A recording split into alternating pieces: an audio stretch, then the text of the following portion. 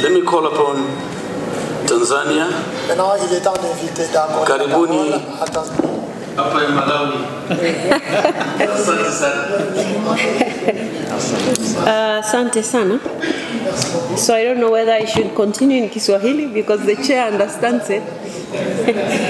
But I will begin with a light note. I think as parliamentarians and some of us being speakers, we should learn from the chair the style that is using, being attentive to every other presentation and having to make a comment on every other presentation. So that's a good thing. I would also like to agree with the rest of the comments that have been made, because in the interest of time, I will talk about Tanzania a little later in the few minutes that have been given. But I was asking myself, as we are discussing here about the sustainability, efficiency, self-sufficiency in the SADC region. And then I heard from one of the presenters talking about Malawi using the renewable energy sources. And then my question is, and I hope they'll have time to respond, what is the percentage of the population in Malawi that has access to electricity? Because it was presented in a very good way, so I would really like to learn and then see if it's working in Malawi. Definitely everybody else should be able to do that.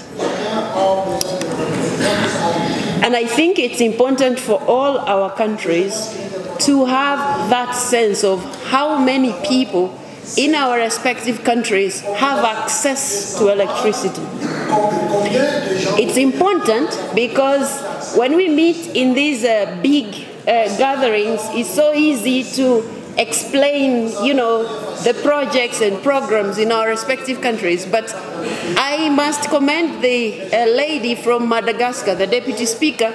She spoke about the challenges that the entire country of Madagascar is going through. And so it's easier once you admit the challenges that are going on in our countries. Now, I'm saying all that because of this topic. We are talking about sustainability. If the majority of the population in our respective countries don't have access to energy at all, to electricity at all, and then we are discussing about sustainability. What are we sustaining? They don't have that power.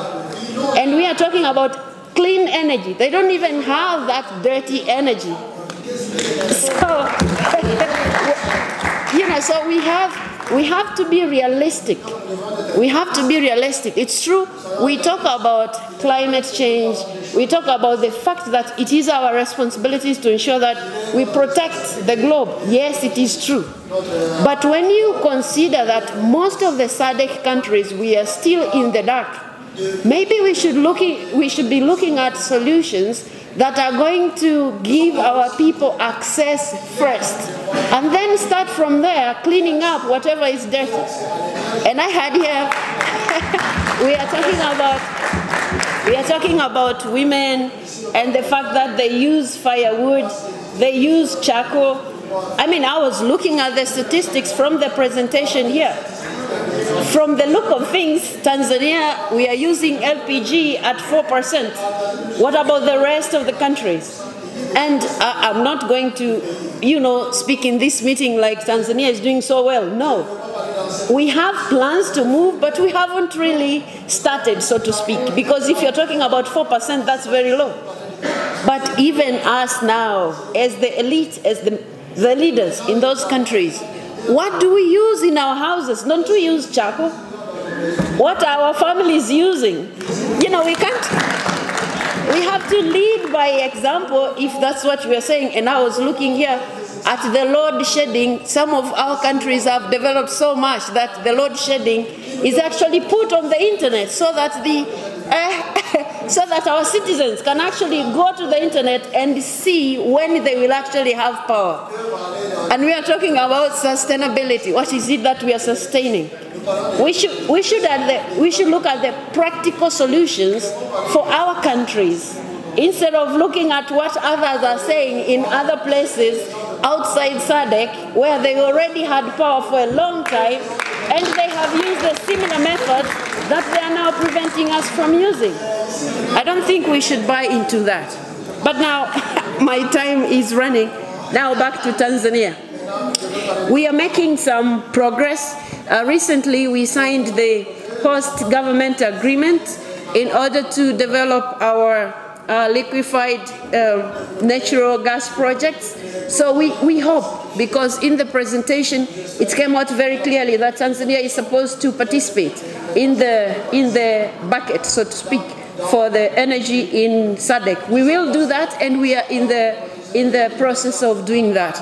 But we also have a huge project, and I sympathize with our colleague from DRC Congo, and I hope things will work out in order to use the Congo River. Now, in my own country, we have a large project to develop power, which is the Julius Nyerere hydropower project. It's going to produce 2,115 megawatts once it's completed, and we hope that is going to be completed in 2024. So we hope part of that energy that will not be used in the country can go to some of the SADC countries that will need it. Now, because I talked about statistics from our own countries, in my own country we have had, because our country is big, we have had to establish a rural electrification agent, which is rural energy agent, just for rural, to ensure that the villagers have electricity. And in that plan, we are hoping by the end of this year, electricity would have reached every village in Tanzania. So when we talk about sustainability, we should use what we have. If you have coal in the country, use that coal until your people have power, and then we can talk later about cleaning up that coal. That's my way of looking at it. Instead of stopping a person or a country from using coal because some people somewhere have got power, which they're using nuclear or they're using water or whatever. So, in the interest of time, I would say in SADC, I think if we are going to talk about this topic, we should use the resources that we have in our countries. And nobody should stop us from using it because somewhere, somehow, people have studied something. Yes, we understand science, we agree to those researches, but we will reach there when it's our time to reach there. Thank you very much.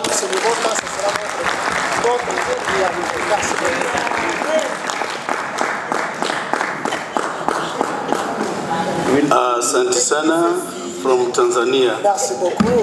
Kama kuna mtu haana usingizi, ni waziri wa umeme.